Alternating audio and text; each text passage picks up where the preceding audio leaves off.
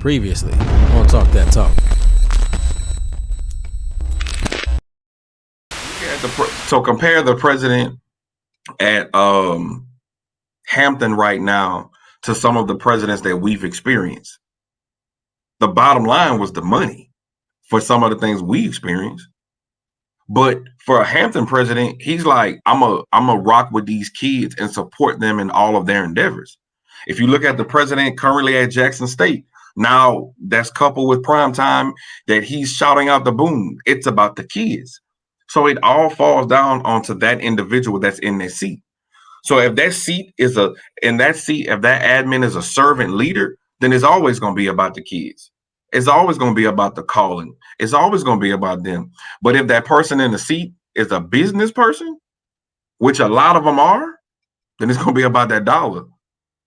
That's why I don't mind cutting 60% of a band's budget. Because it ain't about the kid. It's about how can I be fiscally responsible? So that's just how I look at it. It just depends on that person in their seat, bro. But the bottom line can vary from institution to institution. We see it. And as I think about it, I look at Southern. Southern was underfunded for years.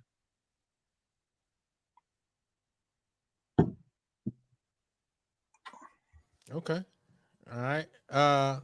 Portia, we just want to hear you again and just hear all the amazing thoughts you have. Students are bottom line. What's more important?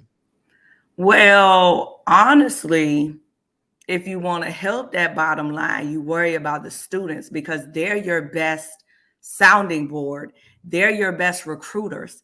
If they have a good experience at your university on these teams in your band program, they're going to tell people that.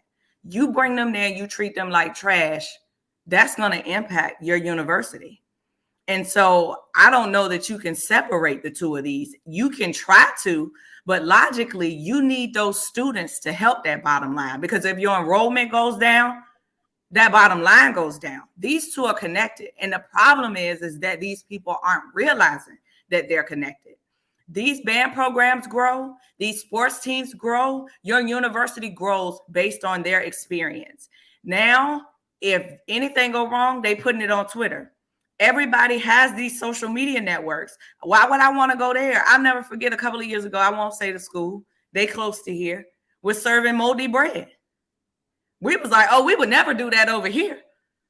Y'all paying all that money to go to that school and they serving y'all moldy bread? We don't get moldy bread around here, you know? So, and those things happen. It was some incidences last year with some band programs, and those band programs are smaller because those kids are talking to the students that went to their high school and saying, last year was a mess, or we are experiencing these things. As much of a beacon as FAMU is for Black College Marching Band, you best believe it's some parents that's like, oh, hell no. You're not going there to be mistreated. The gag is that this is the reality for a lot of us. But you better believe that publicity, that being out there is going to impact enrollment, and especially in that band program, even though they sound amazing. But those things matter. So you can't separate the bottom line from the students. They are your best recruitment tool. And if you mistreat them, people are going to talk about it. So I don't know that one is more important than the other. They actually, there's a correlation there. And the problem is that these people in these administrative seats don't realize that. Okay. Maya, students or bottom line, what's more important?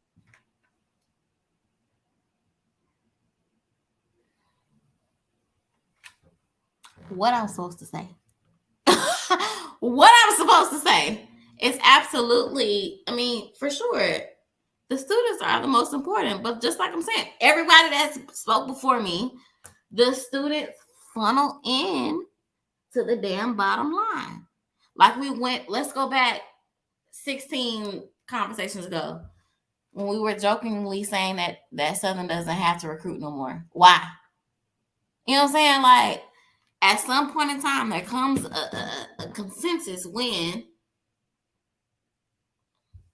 not even that, if you're gonna put yourself in a predicament to be in a collegiate or be attached to some type of student, some type of involvement in someone's life,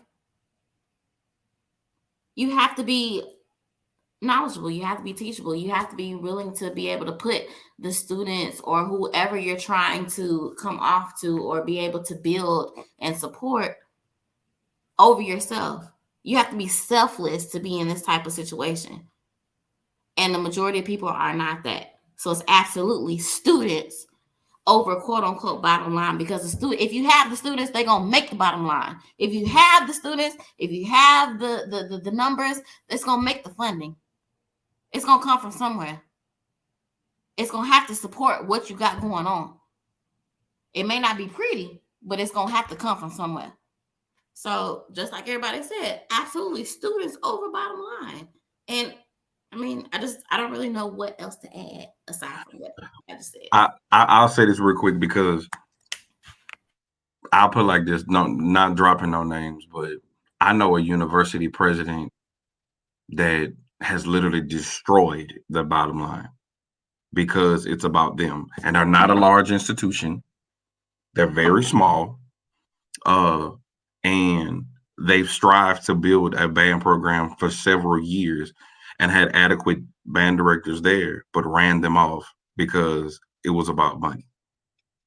And when you have those type of people in leadership, it's about the dollar. That's their bottom line. So again, in my opinion, even though I agree with everything Portia said, it should be, one hand wash the other. Then I guarantee you, when those people are greedy for money, then that's their bottom line. And that goes to the previous question with ego, because it's about me. It's not about saving these kids' lives. It's not about helping them. It's about money. And how can I save myself? And Quan, and I want to bring this up again. Quan, you brought up